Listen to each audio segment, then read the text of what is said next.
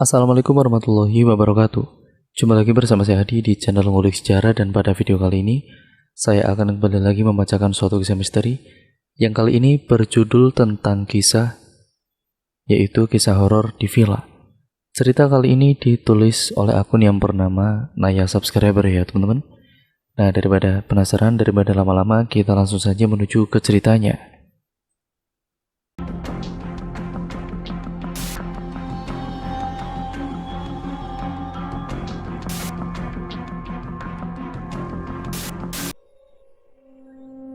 Di cerita ini, aku akan menceritakan kisah liburanku yang bertempat di sebuah villa angker yang berada di daerah Puncak Bogor. Malam itu bertepatan malam minggu, yang seharusnya malam yang penuh dengan warna tapi tidak untukku. Bagiku malam itu adalah malam penuh ujian, cobaan, dan juga kesabaran. Bermacam-macam masalah datang bertubi-tubi, seakan-akan diriku ini tidak diizinkan untuk menghela nafas sebentar saja. Di malam itu, bos menyuruh kita berdua untuk menyelesaikan tugas yang tersisa. Aku dan Tio yang masih tersisa di ruangan perkantoran. "Nay, udah beres apa belum?" kata Tio. Dan aku pun menjawab, "Belum nih. Kamu kalau mau balik aja gak apa-apa, aku bisa balik sendiri." Malam minggu yang seharusnya malam libur buat aku dan Tio, ini malah disuruh nyelesain tugas. Katanya sih supaya pas masuk kerja nanti nggak numpuk kerjaannya. Ya makanya disuruh dikerjakan dari sekarang. Karena kita bakalan libur panjang selama 8 hari. Dari hari Minggu ini sampai masuk lagi di hari Senin nanti. Pada akhirnya Tio pun terpaksa pergi dikarenakan waktu sudah menunjukkan pukul 11 malam. "Bener nih, aku balik duluan. Kamu nggak takut di kantor sendirian?" Iya, oke deh, hati-hati cepat selesaiin tugasnya." Aku pun hanya acungkan jempol tanganku, dan pada akhirnya Tio pun meninggalkan aku yang ternyata hanya aku seorang diri yang berada di kantor ini.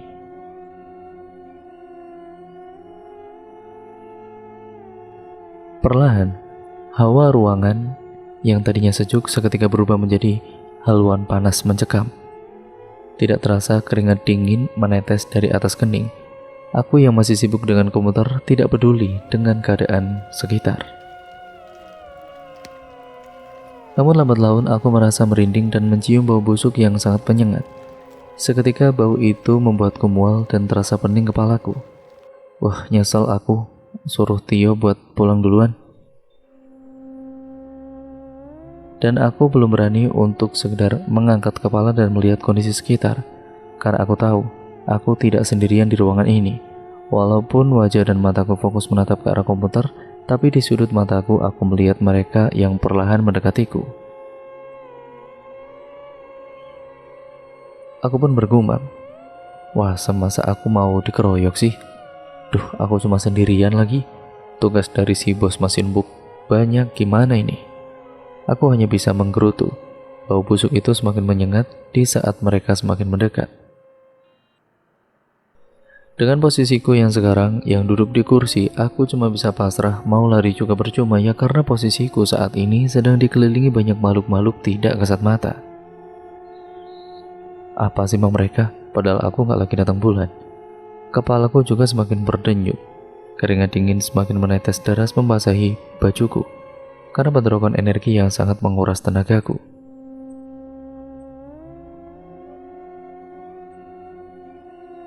Duh, komplit banget penderitaanku di hari ini. Sudah dicaci maki sama istri bos, dituduh aku pelakor. Padahal bukan aku. Si bosnya aja yang gak ada akhlak, yang selalu cari kesempatan dalam kesempitan. Cari alasan soal kerjaan, ujung-ujungnya ngajak makan di luar. Di saat situasi kayak gini, juga masih bisa ngomel. Sekarang aku mau dikeroyok massal sama demit lagi. Sempurna sudah. Aku hanya bisa tarik nafas panjang walaupun bau busuk semakin menyengat. Dan tidak hanya itu saja, aroma bunga kantil pun menyerba ke penjuru ruangan. Bau anyir darah dan bau kosong pun ada. Mereka habis ngapain sih? Dalam jarak 2 meter, samar-samar aku mendengar auman harimau yang lambat laun semakin menggema di setiap penjuru ruangan. Sampai jendela kaca pun bergetar dibuatnya. Setelah ku tahu siapa yang datang, baru ku bisa bernapas lega. Ku angkat kepalaku dengan tegap, dan aku tahu siapa yang datang untuk membantuku.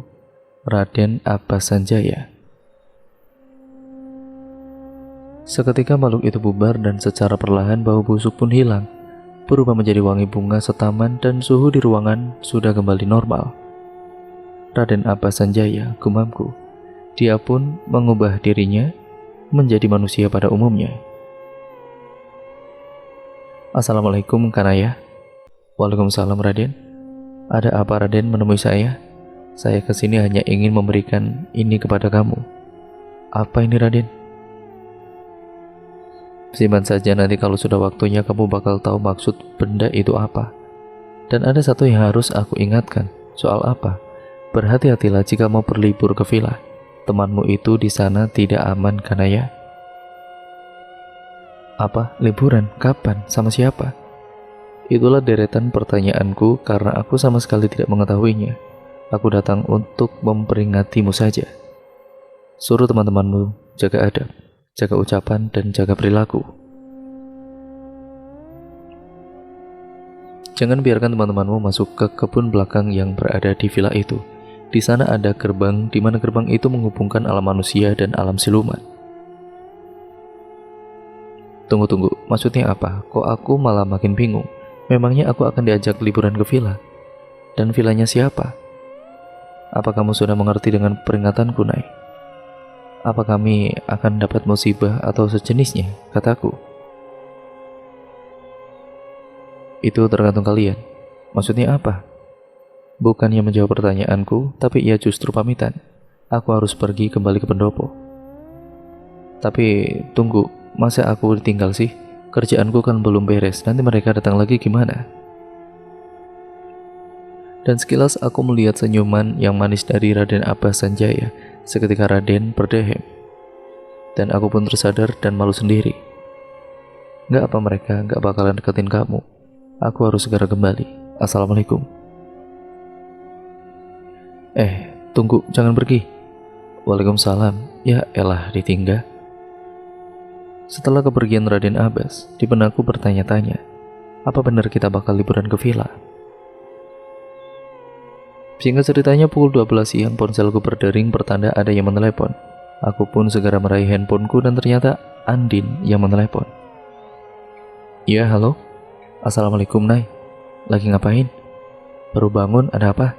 Buset, baru bangun. Jam berapa ini? Iya tahu, aku kesiangan, malam tadi kan libur kerja. Teman-teman ngajak kumpul nih. Ngumpul di mana? Di kafe nanti sore jam 4. Datang ya? Emang ada apa kok disuruh ngumpul dadakan? Nggak tahu sih, kita disuruh kumpul aja sama si Kevin. Nggak tahu mau ngapain. Paling mau ajak liburan, dia kan anak orang kaya. Ya tahu lah gimana. Singkat ceritanya, kita lagi pada kumpul di sebuah kafe favoritku. Dan teman-temanku kalau lagi senggat. Ada Andin, Bagas, Hana, Kevin, Tio, dan aku. Jarang sekali kita kumpul seperti ini. Kita selalu disibukkan oleh pekerjaan masing-masing yang cukup melelahkan. Kita berenam saling lempar candaan seperti biasanya kalau sudah jumpa. Dan pada akhirnya Kevin unjuk bicara. Oh ya, kita kebetulan nih pada libur. Jarang-jarang loh kita bisa kumpul bersama seperti ini. Gimana kalau kita liburan? Ya sekedar cari suasana dan lepas rasa lelah. Gimana, setuju nggak? Dan aku menatap Andin. Andin pun balik menatapku dan aku kembali menatap layar HP-ku. Aku tidak menghiraukan obrolan mereka. Di antara sahabatku cuma aku yang irit berbicara. Bila ditanya ya dijawab. Jika tidak pun lebih baik diam. Kevin pun kembali berujar, gimana kita liburan ke villa ortu gue aja, setuju nggak? Seketika aku dan Andin saling bertatap. Andin pun bertanya, Kevin, bukankah villa lo itu udah kosong lama ya? Apa nggak ada tempat lain selain di sana? Ya elah Andin, villa gue walaupun sudah lama kosong tapi masih suka dibersihin dan masih terawat. Gimana, setuju nggak? Nay, gimana mau nggak? Aku terdiam cukup lama dan mereka dengan sabar menunggu jawaban dariku. Sambil menatap wajah yang masih menatap ke layar HP. Setelahnya aku pun menjawab, "Ya, maybe yes, maybe no." Serentak semua berkata, "Ya elah, dikira apa jawabannya." Dan Tio pun berkata, "Nungguin jawaban dari lo itu sampai tahan napas gue, Nay." Kevin pun berkata lagi, "Teh Hana, gimana, setuju nggak?" "Apa? Aku? Nggak tahu, kalau para ladies terutama Naya ikut ya aku ya is oke aja deh. Dan kalian para cogan gimana?" "Yang penting Naya ikut, aku ikut," kata Tio dan Bagas berbarengan. "Nah, kamu Din?" "Ya sama, kalau Naya ikut, aku siap meluncur." Aku nggak sadar sedang ditatap oleh Kevin dan lenganku disenggol Andin. Aku pun seketika melihat ke arah Andin. Dan Andin mengisyaratkan kalau Kevin benar-benar serius mengajak kita berenam untuk pergi berlibur. Aku menatap Kevin yang sedang menatap wajahku tanpa berkedip. Seperti biasa suara batin itu terdengar lagi, suara batinnya Kevin, dan semakin ku menatap bola matanya, semakin jelas suara batinnya terdengar. "Andai saja kamu tahu perasaanku, Nay." Seketika aku palingkan muka. Aku nggak mau mendengarkan apa yang ada di dalam hatinya. Biarlah jadi rahasia. Malah ngelamun, gimana, berangkat nggak?" Dengan malas aku menjawab, "Terserah kalian saja." "Nah, besok kita berangkat, aku yang bawa mobil. Kamu, Hana, dan Andin siapin bahan makanan, camilan, dan minuman." "Oke, jadi kita deal ya?" "Iya." Serentak kita pun menjawab. Singkat ceritanya, kita berenam memulai perjalanan tepatnya pada bulan Mei tanggal 30 di hari Senin tahun 2022. Kebetulan kita masih dalam kota Bogor, jadi tidak memerlukan waktu yang lama. Kurang dari 2 jam perjalanan kita sampai ke tempat yang dituju. Kita berempat tertidur pulas di dalam mobil dikarenakan anti perjalanan jauh. Setelah terbangun, aku terdiam terpaku melihat villa yang berada di depan mataku. Villa yang cukup besar, model zaman Belanda. Serentak tubuhku terbujur kaku seakan ada yang menguji pergerakanku. Mengerikan. Energi nyasar dari mana nih? Sampai-sampai badanku susah bergerak. Duh, kok cuman aku yang ada di dalam mobil? Meminta tolong sama siapa saja ya, suaraku juga tercekat. Sungguh di luar dugaanku, sambutan yang begitu ramah terhadapku. Apa sih maunya mereka itu? Belum kenal aku juga, sudah sok kenal. Ya Allah, lindungilah hamba-Mu ini. Ku mencoba menenangkan diri sambil berzikir dalam hati. Terus dan terus aku berharap ikatan gaib di badanku bisa terlepas. Tidak lama kemudian tali gaib yang mengikat badanku perlahan mulai melepaskan ikatannya. Setelah terlepas, ku mencoba menghirup udara sebanyak-banyaknya karena yang kurasakan teramat sesak. Tidak berselang lama, Teh Hana menghampiriku yang masih di dalam mobil. "Hei, Nay, kamu baik-baik aja kan?" "Iya Teh, nggak apa-apa kok," jawabku dengan suara yang parau. Teh Hana yang mendengar jawabanku sedikit menyelidik. "Karena ya benar kok, nggak apa-apa. Boleh nggak Naya minta air minum?" "Bentar, Teteh ambilin dulu ya." Setelah semuanya pulih ke kondisi semula dan aku berusaha turun dari dalam mobil, Teh Hana memberikanku sebotol air mineral. Lantas aku langsung meminumnya dengan sangat rakus sampai tidak tersisa. "Nay, apaan Teh? Jujur sama Teteh, kamu gak dikerjain sama mereka yang tidak kasat mata kan? Kamu harus jujur kalau di sini bakalan aman, gak bikin kita celaka." "Hus, diam Teh, jaga mulut, perbanyak aja zikir, dan jangan lupa selalu ingat Sang Maha Pencipta, biar kita selalu dijaga dan dilindunginya." "Iya Nay, ngomong sih mudah, ini Teteh sedari tadi itu perasaannya gak enak loh. Apalagi lihat muka pucatmu itu, pasti kamu dapat sambutan dari mereka kan?" Dan aku terdiam, tidak menimpali ucapan Teh Hana. Aku mulai melangkahkan kaki menelusuri setiap pelataran depan villa.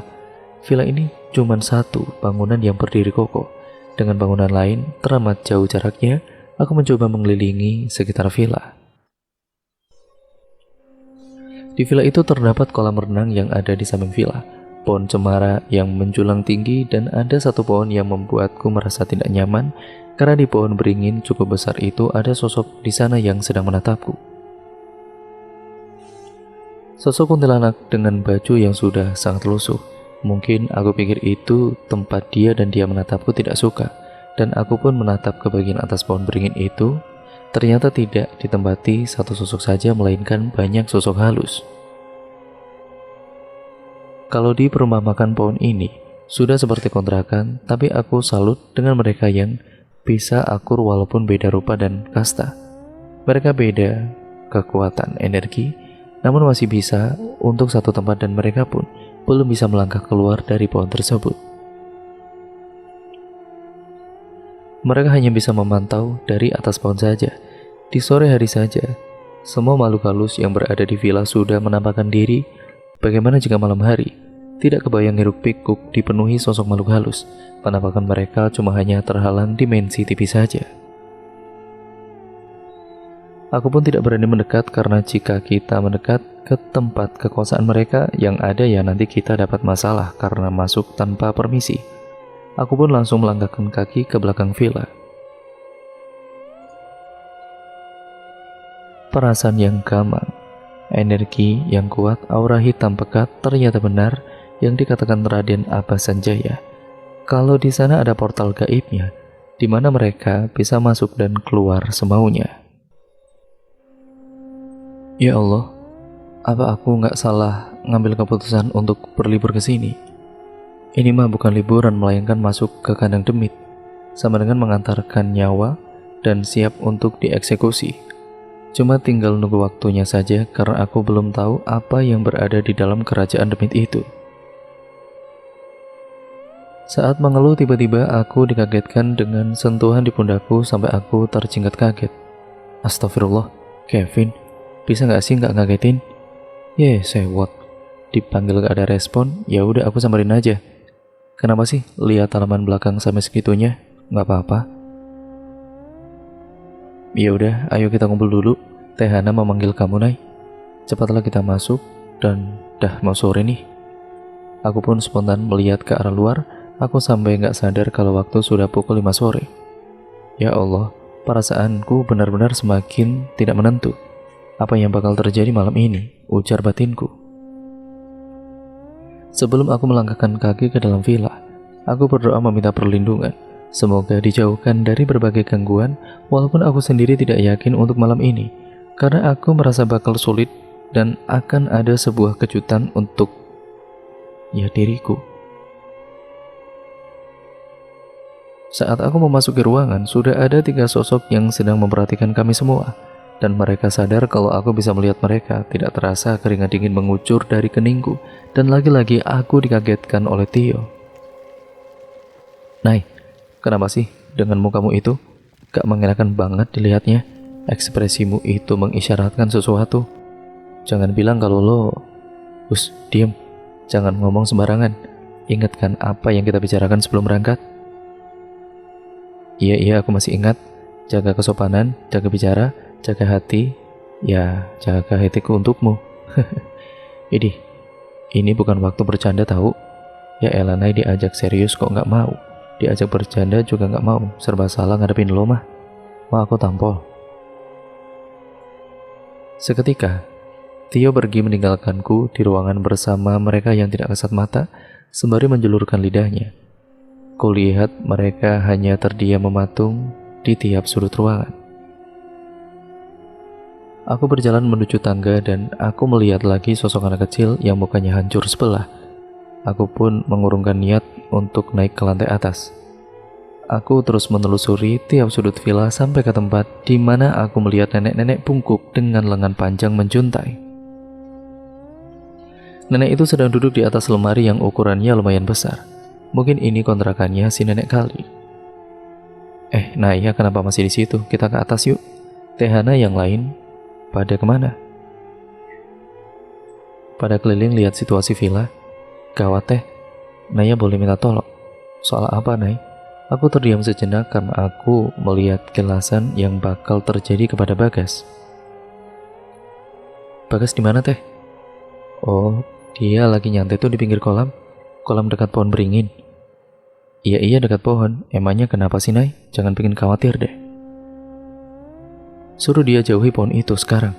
Jika ada orang tidak dikenal menghampiri dia, jangan diladeni. Lebih baik dia menjauh. Apalagi kalau perempuan. Karena bisa jadi dia bukan manusia. Ah, yang bener kamu, Nay. Udah cepetan sana. Ingetin saja dulu, Teh. Ya sudah, Teteh susul si Bagas dulu. Dan aku lanjut dengan niat awalku untuk menelusuri lorong memanjang yang menuju ke dapur, dan aku harus melewati nenek itu yang masih nangkring di atas lemari. Permisi, Nek. Nenek itu cuma menatapku dengan mata yang pupilnya berwarna putih semua. Dan sesamanya di dapur, subhanallah, itu kata-kata yang pantas aku ucapkan, karena di dapur lebih banyak sosok yang berseliweran dengan berbagai wujud dan juga bentuk. Serentak, aku dikagetkan lagi dengan tepukan di bahuku. Innalillahi, ya Allah. Andin, bisa nggak ngagetin? Dia malah cengengesan dan langsung menyalah. Enggak, hehehe, ujarnya sembari mencubit pipiku dan melangkah pergi ke kamar mandi yang berada di dapur. Pada saat Andin membuka pintu kamar mandi, sekelebatan aku melihat sosok hitam berbulu. Ya Allah, aku baru sadar. Aku bergegas mengetuk pintu kamar mandi dan mencoba memanggil Andin. Andin, kamu gak apa-apa kan di dalam? Iya bentar, tanggung nih, belum keluar. Cepetin, kalau bisa cepat keluar. Kan ayah, bentar dulu lah, nanggung baru nyampe di ujung nih. Duh, kampret emang, gumamku. Semoga dia tidak diganggu sosok yang berada di kamar mandi itu. Waktu pun sudah menunjukkan pukul 6 kurang 5 menit. Tapi tidak ada suara azan yang berkumandang. Aku mencoba mengetuk pintu kamar mandi. Andin, apa kamu sudah selesai? Andin tidak ada jawaban dari dalam kamar mandi. Ya Allah, sambil ku mengetuk pintu kamar mandi dengan keras. Masih hening juga dan terpaksa aku mendobrak pintu itu sampai terbuka lebar, dan apa yang kulihat? Astagfirullahaladzim. Andin, teriakku. Tubuh Andin sedang dipeluk oleh sosok genderuwo yang berbulu lebat, berwarna hitam bermata merah, bertaring tajam, dan air liurnya tidak hentinya menetes. Lepaskan temanku, teriakku. Namun sosok itu hanya menyeringai memperlihatkan taring tajamnya kepadaku, dan tiba-tiba saja aku mendengar derap langkah di belakangku dan ada suara yang memanggil namaku. Nay, tolong Siba. Suara itu tiba-tiba terhenti. Nay, apa itu si Andin? Ternyata Kevin pun melihat sosok yang masih saja merangkul si Andin. Pandanganku tetap ke arah sosok itu. Si Bagas kenapa? Aku pun bertanya. Namun Kevin tidak merespon pertanyaan itu. Ingin ku menoleh ke belakang, tapi aku tidak mau kehilangan jejak sosok di depanku. Aku pun merasakan sosok yang berada di dapur semakin mendekat. Tidak ada pilihan, aku menoleh ke belakang dan ya, aku kehilangan sosok genderuwo itu. Andin pun telah dibawa olehnya. Aku pun berbalik ke belakang, mereka sudah menghilang. Tapi kemana Kevin? Aku melihat berbagai sosok dengan banyak rupa yang berbeda-beda sedang mengelilingiku. Aku sudah terkepung. Namun aku harus segera mencari Andin. Aku tidak mau hal buruk terjadi pada temanku, karena yang aku tahu sosok genderuwo adalah sosok yang teramat mesum. Sebelum aku melangkah, sekelebat cahaya putih menerjang sosok-sosok yang mengelilingiku, dan seketika mereka pun terpental. Cahaya putih itu menampakkan dirinya di hadapanku, dan aku mengenalnya. Salam Nyai, aku diutus oleh Raden Abbas Sanjaya. Teman perempuanmu ada di kamar atas. Cepatlah sebelum dia disetubuhi. Aku tercengang mendengar penjelasan dari Sri Anjani. Ya, sosok itu Sri Anjani, abdi dalam keraton yang bertugas menyampaikan kabar kepadaku. Biar sosok ini yang menjadi urusanku. Nyai berkilah. Pegang tusuk konde ini untuk jaga-jaga. Aku pun menerimanya lalu bergegas pergi, tapi di dalam rumah keadaannya lebih buruk lagi. Aku lihat Tehana menangis kejar sambil bolak-balik. Setibanya aku di depan mereka, Tehana menghampiriku dan berkata, "Kamu dari mana, Nay? Teteh nyariin kamu dari tadi." "Aku di dapur, Teh, dari tadi." Dari arah belakang, "Nay, tolong si Kevin, dia dalam bahaya," teriak Tio. "Apa Kevin dalam bahaya? Kok bisa?" Dan Tio pun mengatakan bukan hanya Kevin tapi si Bagas juga. "Ayo cepat, Nay, nanti kita terlambat." "Tunggu, aku harus selamatkan Andin dulu." "Apa, Andin?" "Iya, dia di lantai atas." "Ya udah, ayo cepat," kata Tehana. Lantas kita bertiga bergegas menyelamatkan Andin terlebih dahulu sebelum diperawani sama makhluk mesum genderuwo itu. Sesamanya di atas, aku kebingungan di ruangan mana Andin berada. Di lantai atas ada 3 kamar. Di atas cuma ada 1 pintu yang tertutup. Aku mencoba untuk membukanya tapi gagal. Pintu pun didobrak dengan keras sampai pintu itu terbuka lebar. Kita bertiga terperangah melihat situasi ini. Lihat kondisi Andin yang tidak sadarkan diri dan tidak lagi berbusana sehelai benang pun.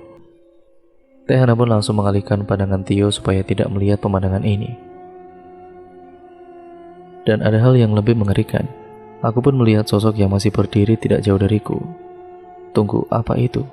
Seumur hidup belum pernah aku melihat benda seperti itu. Aku lihat benda itu besar sekali, ya ampun. Setan laknat, sosok genderuwo itu pun ketawa meledek.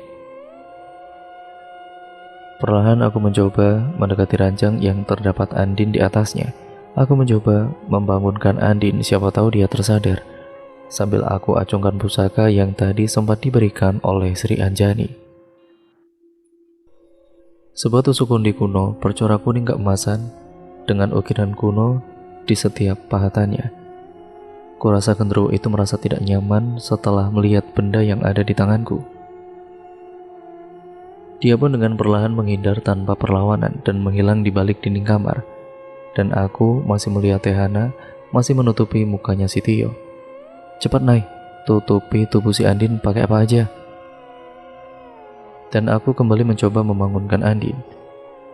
Andin bangun." "Duh, ini badannya harus kututup pakai apa?" Dan aku lihat sehelai spray untuk kututupi badan polosnya Andin. "Andin, sadar cepat, darurat nih." Seketika dia terbangun. Ada apa nih? Kok aku dibangunin? Emang sudah pagi ya?" "Lah, ini bocah. Cepat bangun pakai baju." Seketika dia tersentak kaget sambil menjerit. Membuat telingaku berdenging. Woi, sadar, istighfar." "Nay, ada genderuwo di dalam WC. Terus mana bajuku?" "Ya mana aku tahu." Seketika dia mengecek ke bagian sensitifnya dan aku berkata, "Gimana, aman gak? Apa masih tersegel?" Dan Andin pun menjawab dengan lugas, "Alhamdulillah aman, Nay." "Ya udah, pakai jaket aku dulu." Singkat ceritanya, aku, Andin, dan Tehana serta Tio bergegas menuruni anak tangga menuju keluar villa. Aku suruh mereka masuk mobil saja karena aku tidak mau kalau mereka celaka. "Kalian masuk ke mobil. Aku sudah gak punya banyak waktu. Ingat, jangan buka pintu mobil siapapun itu.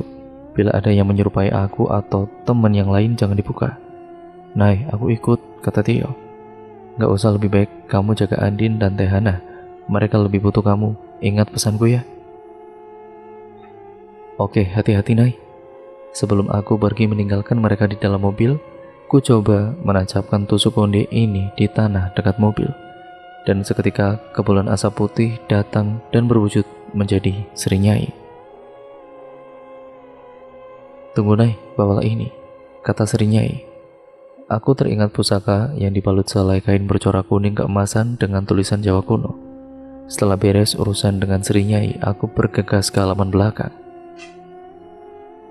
Bekas ada di alam goib, tepatnya di kerajaan jin. Dengan langkah kontai, aku menuju ke pohon beringin. Di dalam mobil, Tehana berkata, "Naya berbicara dengan siapa ya tadi?" "Nggak tahu." Dengan nada lemas, Andin seketika menangis. "Tapi apa aku hampir ditiduri, Teh?" Segera Tehana memeluk Andin dan mencoba menenangkan sambil mengusap punggung Andin. "Gak apa-apa, semua kan baik-baik saja. Kita percayakan sama Allah dan berdoa semoga Naya bisa kembali membawa teman kita. Tio ikut berkata, sekarang aku mengerti kenapa Naya selalu menolak kalau diajak ke villa ini. Ternyata ini alasannya. Sebenarnya apa yang terjadi sih teh? Kata Andin. Tehana pun mau tidak mau harus menjelaskan. Tete dan Tio gak sengaja melihat kamar ritual. Kurasa salah satu di antara kita akan jadi tumbal. Apa? Gak lagi bercanda kan? Tete lihat foto Kevin di meja ritual. Apa jangan-jangan Kevin bakal ditumbalkan? Sama siapa? Yang pastinya bukan pamannya kan? Andin pun menimpali. Kok kamu curiga sama pamannya, Din? Ya kan setahu aku, orang tua Kevin sudah meninggal. Dan yang mewarisi semua aset orang tuanya yang tajir melintir itu ya Kevin. Soalnya dia kan anak tunggal. Dia pun ikut menyambung ke dalam pembicaraan. Bisa jadi pamannya. Aku juga dari awal sudah curiga. Andin pun berkata, terus kita sekarang harus ngapain? Masa gak bantuin Naya sih? Nanti kalau terjadi sesuatu pada Naya gimana teh? Andin begitu mengkhawatirkan keadaan Naya sahabat baiknya. Kembali ke sudut pandang Naya. Setibanya aku di depan pohon, hal yang tidak diinginkan pun terjadi. Astagfirullahaladzim. Tidak henti-hentinya aku beristighfar, mataku ternodai oleh pemandangan yang seharusnya tidak terlihat olehku. Bagas, teriakku. Tapi seolah dia tidak mendengarkan panggilanku, terpaksa aku yang harus menghampiri Bagas yang masih terbuai dengan pesona gadis yang dia cumbui itu. Tinggal beberapa langkah aku mendekati Bagas. Aku melihat sosok-sosok tidak kasat mata yang mencoba mendekatiku, dan aku melihat sosok kuntilanak yang menatapku dengan tajam. Aku menggenggam pusaka yang Sri Nyai berikan kepadaku. Ya dengan sangat erat saking paniknya. Aku bergumam, waduh, sekarang giliran seorang gadis mau dikeroyok sama emak-emak penghuni kontrakan Pohon Beringin. Aku harus apa? Seketika mereka menjauhiku. Dikarenakan pusaka yang aku pegang mengeluarkan cahaya kuning keemasan, sosok itu pun lenyap. Hanya satu sosok yang masih asik berjumbu dengan Bagas, dan dengan kesalnya aku ketok saja kepalanya. Dengan refleks, Bagas berbalik badan menghadap diriku, dan aku melihat dia telanjang tanpa busana. Sambil ngomel-ngomel gak jelas, Bagas pun sangat terkejut dengan kehadiranku di hadapannya. Nah ya, bagaimana kamu kok ada di sini? Seketika aku nunjuk ke benda tumpul itu. Cepat tutup, brengsek. Pakai baju lo sekarang. Wah, Sam gila lo ya. Gue bilang jaga adab, jaga akhlak, dasar lo mesum. Aku gak sadar aku meluapkan emosi terhadap temanku, dan dia pun terdiam malu atas apa yang sudah dia lakukan. Maaf Nay, gue gak sadar. Gue gak tahu apa yang terjadi pada diri gue. Coba lihat apa yang ada di depan lo sekarang. Bagas dengan keraguannya perlahan menoleh ke tempat yang Naya tunjuk. Seketika Bagas terkulai lemas dan jatuh terduduk tidak berdaya dan tidak bisa berkata-kata. Nggak mungkin, itu nggak bener kan Nay? Pohon tadi yang kulihat itu sebuah rumah, dan aku di kamar lagi sama cewek cantik. Apa? Kamu bilang cewek cantik? Tuh tengok cewek cantik. Dan Bagas pun melihat penampakan makhluk yang tadi bersamanya. Dari awal Bagas melihat wanita cantik, lambat laun berubah menjadi sosok yang sangat menyeramkan. Sosok kuntilanak bergaun merah, berwajah hancur, hampir tidak berbentuk. Wajahnya penuh dengan koreng dan bernanah, dan belatung pun berjatuhan. Bau busuk seketika menguar tercium oleh hidungku. Seketika aku merasa mual dan aku lihat Bagas yang tidak bergerak dengan posisi yang masih menatap sosok itu. Wah, sawan dia. Lah, tadi dicumbu mesra sampai aku yang lihat terpesona. Bagas, sadar boy. Aku melihat Bagas yang masih dengan keadaan mematung, dan aku punya ide untuk segera menyadarkannya. Mungkin ini sedikit sadis. Duh, segitunya sampai lupa berkedip. Bagas terpesona dengan penampakan yang menyebalkan.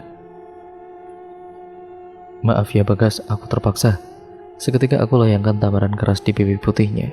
Seketika dia menjerit sambil memegang pipi yang sudah merah. Gimana? Enak? Mau lagi? Jangan-jangan? Udah, cukup. Udah cepat bangun, aku harus menyelamatkan Kevin. Kamu pergi ke dalam mobil. Andin, Tio, dan Tehana ada di sana. Ingat, jangan masuk lagi ke dalam villa. Tapi kakiku lemes, Nay. Bodo amat, cepet buruan. Jangan lupa ucapkan salam setibanya di pintu mobil. Selagi Bagas bergegas ke tempat di mana kendaraan kami berada, aku menuju ke belakang villa. Setibanya di lokasi, aku melihat lingkaran cahaya yang cukup buat mataku sakit karena silau. Bismillah, aku melangkah masuk ke dalam portal gaib yang menghubungkan alam manusia dan alam jin. Seketika aku memicingkan mataku karena cahaya yang teramat terang. Di mana nih? Tempatnya yang sangat asing bagiku. Siapa kau? Berani-beraninya kau masuk ke wilayah kami, wahai manusia. Dan aku pun menoleh ke belakang di mana suara itu berada, dan aku pun bisa melihat semua yang ada di sini. Banyak pasukan dari golongan siluman ular yang sudah siap siaga menjulurkan tombak ke arahku. Gila, aku ada di mana? Gumamku. Samar-samar aku dengar suara seorang gadis yang menyuruh mereka untuk berhenti. Pengawal, berhenti, jangan sakiti manusia itu. Sang ratu ingin menemuinya, ujarnya sembari menunjukku. Biar aku yang membawanya ke dalam istana. Baik, laksanakan perintah Nyi Dewi. Kau ikut aku. Akhirnya aku mengikuti wanita yang ada di depanku. Cantik seperti manusia, gumamku. Seketika dia menjeringai menatap dengan mata ularnya. Yang tadinya gadis cantik sekarang memperlihatkan wujud aslinya. Seekor siluman ular besar dengan pupil ularnya. Setiap berbicara, lidah bercabangnya selalu menjulur keluar. Bagaimana? Apa kamu takut? Ucapnya sembari mendesis. Apa kau ingin memperlihatkan siapa dirimu? Lebih baik bawa aku menghadap ratumu. Kau. Serentak dia pun marah besar kepadaku karena aku tidak menghiraukan perkataannya. Seketika siluman ular itu pun terpental dan aku melihat sosok yang teramat cantik menawan memakai kebaya berwarna hitam dengan memperlihatkan lekuk tubuh yang sangat indah, dihiasi berbagai perhiasan dan mahkota kekuasaan.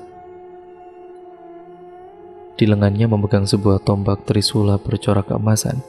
Ia pun berkata, kurang ajar, kau mau cari mati? Bukankah kau kuperintahkan untuk membawanya ke hadapanku? Ampun Nyi Ratu, ampun. Pergi sana. Baik Ratu. Dan kau, wahai manusia, apa yang kau bawa untuk aku tukar dengan nyawa temanmu? Harus kau ingat, nyawa temanmu sangatlah berharga. Kau harus menukar nyawanya dengan 100 nyawa lainnya. Hahaha, ujarnya sembari tertawa terbahak-bahak. Tiba-tiba angin kencang menerjang, berputar-putar di sekitarku. Tidak lama berselang, angin itu pun berhenti dan aku melihat orang yang aku kenal ada di sampingku. Eyang Raksa, Ki Kuntur Bayu Aji, Rahayu, Sri Anjani, Ki Macan Kumbang, Raden Abbas, Sanjaya, dan pasukan lainnya. Kenapa kalian ada di sini? Sudah diam. Raden Abbas pun menyuruhku untuk diam dan aku pun menurutinya. Kalian rupanya, ada perlu apa kalian hadir di istanaku, Ki Raksa? Tidak perlu kau tahu, Nyi, di mana anak pemuda yang kau tahan itu. Rupanya kau kemari mau mengambil mangsaku, Ki Raksa. Kenapa kau membantu manusia lemah itu? Rupanya kau meremehkan keturunanku, Nyi. Apa keturunan? Kalau boleh tahu, terah keberapa, Ki? Ke-9. Keturunan Ki Abi Bayung Azhar. Jangan bilang kau tak tahu, Nyi Darsi. Dasar kurang ajar, jangan panggil namaku, Ki. Asal kau tahu, ini adalah wilayahku. Rupanya kau tersinggung dengan namamu sendiri. Jika kau terus pada pendirianmu, aku akan melawanmu di peperangan. Aku yang mendengar obrolan itu pun dibuat bingung. Apa? Lagi? Perang apa lagi? Duh Gusti, jangan sampai perang lagi, gumamku. Lebih baik kau serahkan pemuda itu. Dan secara tiba-tiba ada suara dibarengi perwujudan sosok pria di samping ratu itu. Entah siapa pria itu, aku tidak tahu. Kau Dinmas, kenapa kamu ada di sini dan kenapa kau ada di pihak mereka? Aku tidak memihak pada siapapun, sudah cukup. Karenanya hanya ingin temannya selamat dan dibebaskan saja. Apa kalian tidak melihat apa yang kananya pegang? Tambah Raden Abbas. Seketika pandangan sang ratu mengarah ke benda yang ada di tanganku. Bukankah itu pusaka dari kerajaan kuno?